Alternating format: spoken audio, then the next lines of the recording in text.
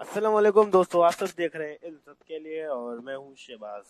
दोस्तों, आपने हमारा थंबनेल देख लिया, ये होगा इल्म की तलाश। तो चलिए शुरू करते हैं।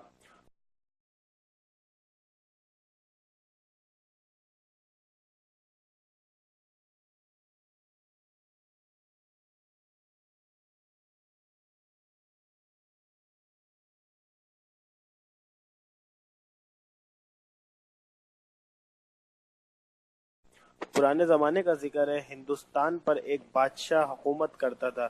एक दिन उसके दरबार में किसी दूसरे मुल्क का ताजिर आया। उसने इस जमाने में दस्तूर था कि जब किसी मुल्क का कोई ताजिर अपना माल लेकर दूसरे मुल्क जाता तो उसे सबसे पहले बादशाह के हुजूर तोहफा ताइफ पेश करने पड़ते और तिजारत की इजाज़त लेनी पड़ती ताकि वो अपने कारोबार बखूबी कर सके। चनाचा इस गैर मुल्की ताजिर ने भी कायदे के मुताबिक बादशाह की खिदमत में चंद ताइफ पेश किए और अपने ताइफ की खूबियां बयान करना शुरू कर दी। हुजूर हुजूर, ये पानी से चलने वाली गाड़ी है। ये मैंने यूनान से खरीदी है और ये कालीन मैंने ईरान से लिया था। ये बहुत ही कीमती कालीन है और ये कलम देखिए, ये मैंने आपके लिए जापान से खरीदा है। बहुत खूब। बादशाह मुस्कुराते हुए कहा, ये तमाम चीजें बहुत आला और कीमती हैं जो तुमने मुख्तलिफ मुल्कों से खरीदी हैं। लेकिन ये बताओ, तुम्हें हिंदुस्तान में हमारी शान के मुताबिक कोई चीज नजर नहीं आई?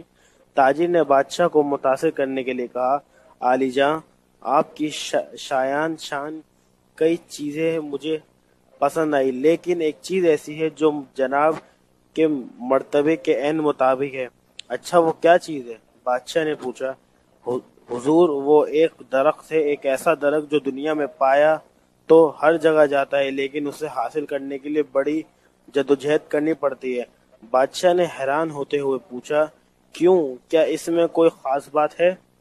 जी हाँ आलीजां, वो ऐसा खुशनुमा फलदार दरख्त है जो इसका फल खा ले वो ना कभी बूढ़ा होता है और ना ही मरता है। उस दरख्त में आब हयात की खासियत है। ताजिर से इस दरख्त का सुनकर बादशाह को बहुत हैरत हुई और उस दरख्त को देखने के लिए बेताब हो गया। उसने अपने वजीरों में से एक वजीर को तलब किया और उसे हुक्म दिया, मुझे मालूम हुआ है कि दुनिया में और हमारे हिंदुस्तान में एक ऐसा दरख्त है जो उस फल का जो जो उसका फल खाता है वो ना तो मरता है और ना कभी बूढ़ा होता है। तुम जाओ और इस दरख्त को तलाश करो, चाहे जितना अरसा लगे, नाकाम नहीं लौटना। तुम जहाँ जा जाओगे मैं तुम्हारे अखराजात बराबर भेजता रहूंगा। बादशाह के हुक्म पर वजीर उस दरख्त की तलाश में निकल पड़ा। वो शहर शहर गांव गांव घूमा, जंगलों पहाड़ों तक छान मारा, लेकिन उस कीमती दरख्त का सुराग ना मिल सका। वो जिस भी उस दरख्त के बारे में पूछता वो उसका मजाक उड़ाता। कोई कहता तुम्हारा दिमाग सही है, ऐसा दरख्त तो कहीं नहीं मिल सकता। और कोई कहता है मुसाफिर, ऐसे दरख्त की तलाश बेकार है जिसका कोई वजूद ही नहीं। वजीर लोगों की बातें सुनता और सब्र कर लेता, लेकिन था वो धुन का पक्का। कई बरस बीत गए और मुख्तलिफ इलाकों का सफर करता रहा और दरख्त की तलाश करता रहा। बादशाह भी हस्बे वादा उसके बराबर पेस्ते भेजता रहा, लेकिन उस दरख्त का नामो निशान तक ना मिला। अब उसकी उम्मीद भी टूट गई क्योंकि उस दरख्त का कोई वजूद नहीं था। आखिर मायूस होकर वो वापस चल दिया, लेकिन उस नाकामी की जिल्लत और बादशाह को खौफ भी लाहक था। वो अभी रास्ते में ही था कि एक मकाम पर उसे एक शख्स मिला। उसने वजीर से पूछा, ए मुसाफिर, तुम क्यों इतना परेशान हो? तुम्हें क्या दुख है जो तुम्हारे आंसू बह रहे हैं? वजीर ने आह भर कर कहा, मैं बादशाह का वजीर हूँ। बादशाह ने मुझे ऐसा दरख्त तलाश करने के लिए भेजा है जिसका फल खाने वाला ना तो कभी बूढ़ा होता है और ना ही मरता है। मैं कई बरस से इस दरख्त की तलाश कर रहा हूँ, लेकिन मुझे कामयाबी नसीब नहीं हुई। अब मुझे ये फिक्र है कि मैं बादशाह से वापस जाकर क्या कहूँ। उस शख्स ने वजीर से हमदर्दी का इजहार किया और बोला, ए मुसाफिर, तुम परेशान ना हो। यहाँ करीब ही एक दरवेश बुजुर्ग रहते हैं, वो बहुत बड़े आलिम भी हैं।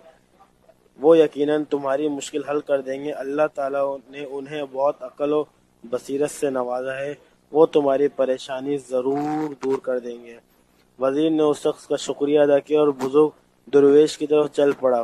وہ بڑی آس اور امید کے ساتھ درویش کی خدمت میں حاضر ہوا۔ شاید یہ درویش میری مایوسی کو دور کر دے اور میری تلاش ختم ہو جائے۔ وزیر آنکھوں میں آنسو لیے درویش کی خدمت میں حاضر ہوا تو درویش نے ہمدرد نہ لہجے میں پوچھا، مسافر تو کیوں رو رہا ہے؟ تو اتنا مایوس کیوں نظر آ رہا ہے؟ کسی نے تجھے پریشان کیا ہے یا راستے میں کسی ڈاکو نے لوٹا ہے؟